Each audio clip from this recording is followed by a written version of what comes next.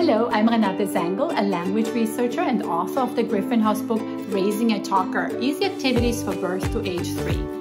My book is for parents and teachers who look for play activities to foster language and learning in infants and toddlers. Why putting the radar on language in children this young?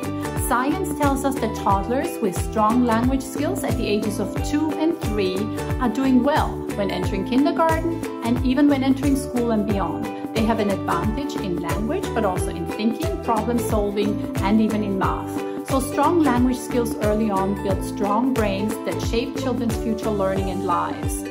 So what can you do to help the child build strong language skills early on?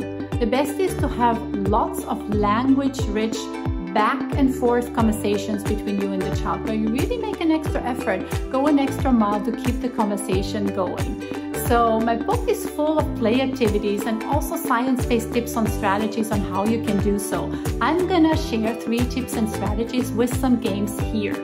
The first strategy is respond back, expand, and wait. Start using the strategy right away with infants. Responding back and expanding becomes really important once the child starts to babble, says the first bas and mas.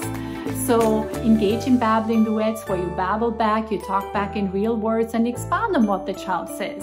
It turns out that babies notice when you respond back and expand. They start to babble more and also in a more complex way. So really the key message here is that you can affect how much practice the baby gets by responding back and expanding. Responding back is also really important for the child because it signals her, hey, she's there for me. She notices what I'm doing. She likes it. And that is what matters for the child. Expanding is really important because you give the child more sounds, more words to learn from. And waiting is key because a pause of several seconds at this young age tells her, hey, it's your turn to jump into the conversation. Use this strategy, of course, going forward through the toddler years as well. The next strategy is really for young toddlers. It's repeating a label often, doing so in parentheses. This strategy is really important for children between the ages of 1 and 2 as they're just starting to understand the first words and getting those words out. So repeating back the label over and over, doing so as you play activities together, and talking in parentheses is key. So you say the keyword clearly, loudly, put it at the end of the sentence and say it in an exaggerated way, excited way. So I'm going to show you a game that you can easily play where you have a container with a bunch of familiar things of one kind in them and you pull out one thing at a time so the child's attention is really on the thing as you label it. Here we go. Okay, oh, what do we have? There's a duck. See the duck? It's a duck. The duck says quack, quack. Oh, what else do we have?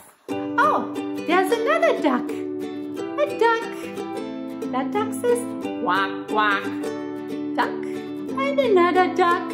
So you get the name of the game. Repeating and talking in parentheses are real brain boosters, science tells us.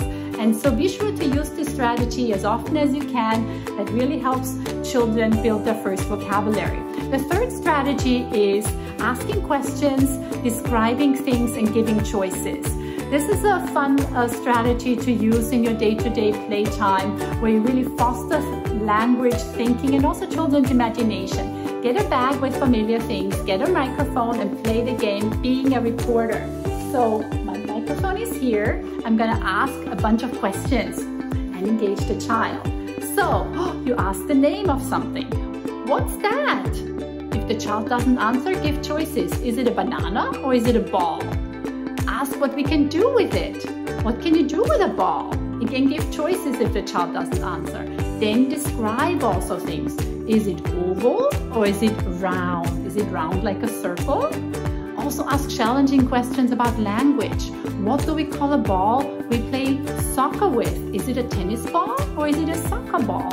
Also be silly. For example, ask a question like, oh, if balls get hungry, what would they eat? Also ask personal questions. How many ears do you have? How many ears do I have? How many ears do doggies have? Have fun asking questions, describing, and giving choices.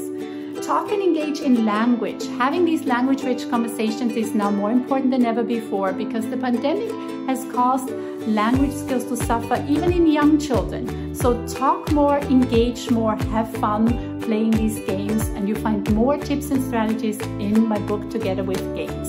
Thank you.